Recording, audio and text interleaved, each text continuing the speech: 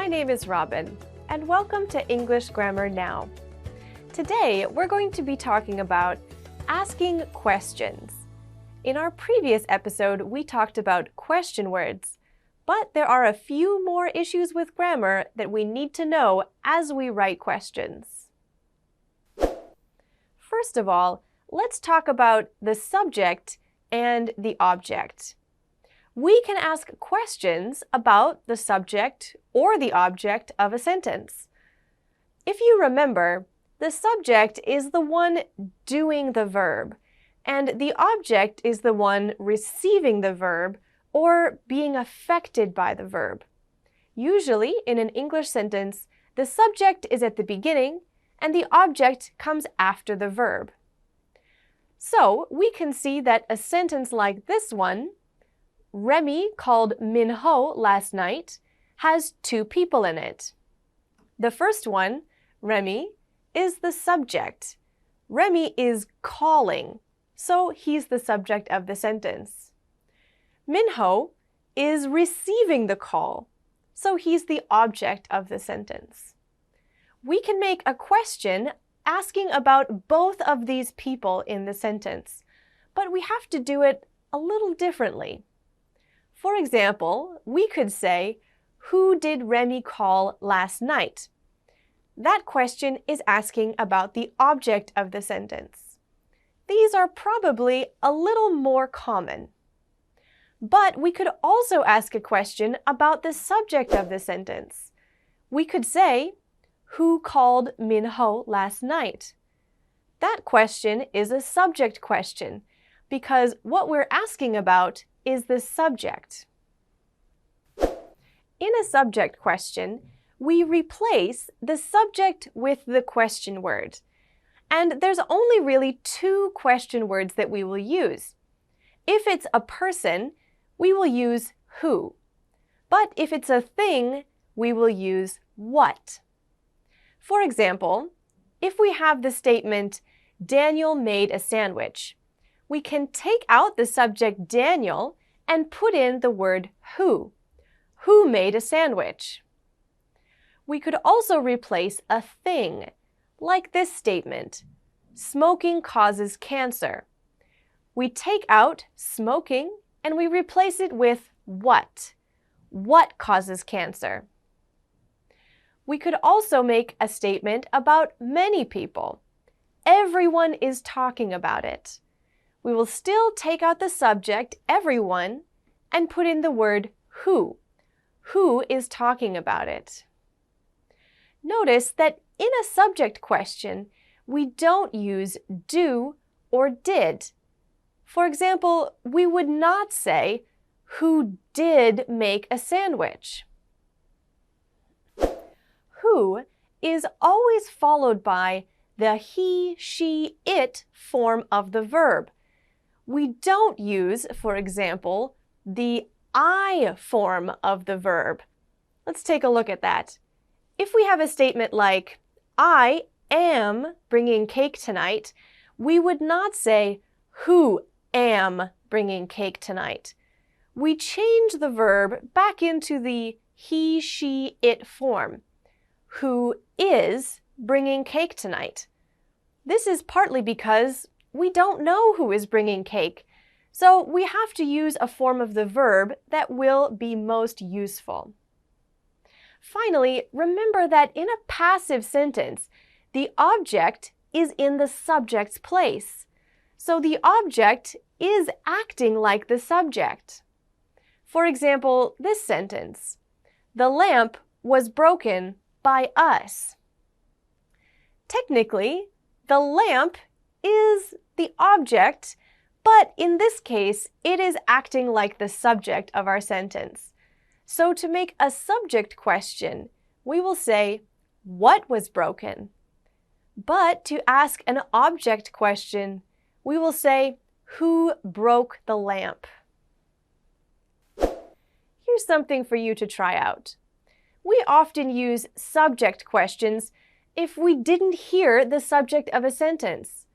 For each of these 4 sentences, write a subject question to ask about the missing information. Go ahead, give it a try. Here's the questions you could ask about these 4 statements. For number 1, you could ask, who was out playing football? For number 2, you could ask, who tackled Chris? You could also add really badly. Who tackled Chris really badly? For number 3, you could ask, what broke in the fall? And for number 4, you could ask, who took him out of the game? The reason that we use what in number 3 is because it's most likely a thing and not a person. Maybe his glasses broke in the fall. So to replace a thing, remember to use what. One more thing we need to know about writing questions is where to put prepositions. Many questions will have a preposition in them, and we usually put them at the end of the question. If we have a statement like this one, I play tennis with John. With is our preposition. If I'm asking a question about the object, John, I would write a question like this. Who do you play tennis with? Another example, I work for a local school. The question we could write is, who do you work for? So you can see that the preposition gets put at the very end of these questions.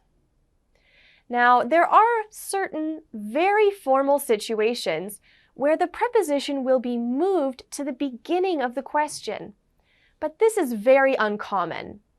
There are a few phrases that might be used that have the preposition at the beginning. For example, our first one, to what do I owe the pleasure? This is a very formal question, and it's often said exactly like this. It's an old way of speaking, but it does have the preposition at the beginning. Here's 2 more examples. From which office was it sent? And in what state is the largest capital city? Again, it's quite uncommon to put the preposition at the beginning of a question, but it's possible that you might see this. Here's a few more examples of the preposition at the end of the question. What are you looking for? Who is this present for? Who were you speaking to? Which pictures are you talking about? What are you laughing at? Who let the cat in? Who turned the lights off? In some of these questions, we're using a preposition as part of a phrasal verb. For example, we often put the verb talking together with the preposition about. What are you talking about? In some cases, this is just adding information, like in number 2, who is this present for? We are indicating which person it will go to. One very special question that might seem a little unusual is, what is it like? When we're asking the question, what is it like, the meaning of like is not the verb. When we use the verb to like, it means that you enjoy something or you take pleasure in something. For example, I like ice cream. But in this question, like is actually a preposition, and it means in the manner of or having the characteristics of. For example, the cake tastes like strawberries. We're making a comparison. The cake has a flavor that is similar to strawberries. So when we ask the question, what was it like? It is asking for a description of the thing. So you might ask a question like this. What was the meeting like? And the answer might be, it was a bit tense, but we made an agreement by the end. So be careful to hear the difference between a question like, "What is it like?"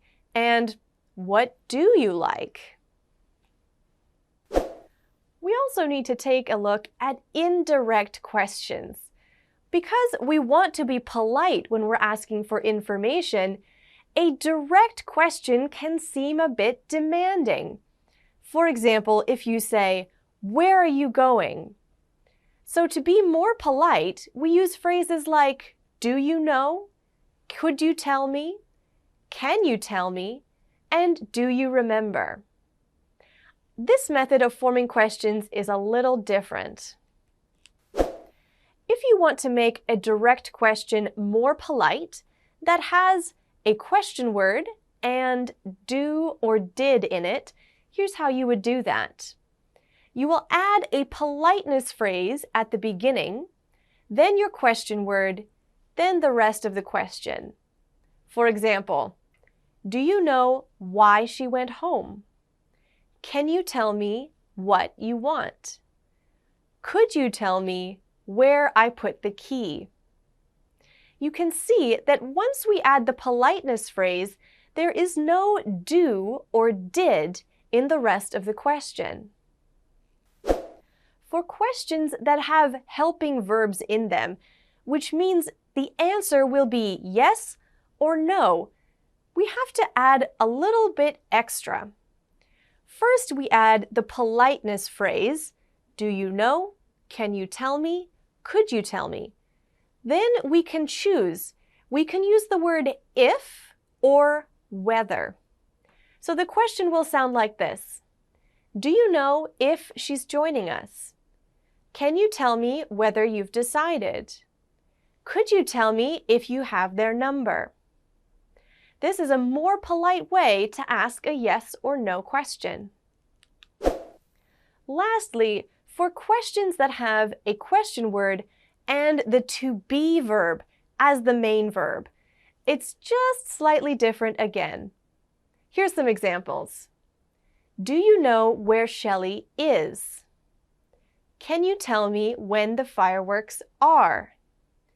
"Could you tell me what this is?"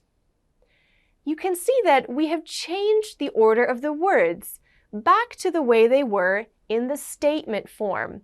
The pronoun comes before the to be verb. We only do this when we're adding more polite phrase at the beginning of these questions. Now here's some for you to try. For each of the questions on the left, can you make them a little bit more polite? Can you make them into indirect questions? Go ahead, give it a try. Here's how we could adjust those questions to be indirect.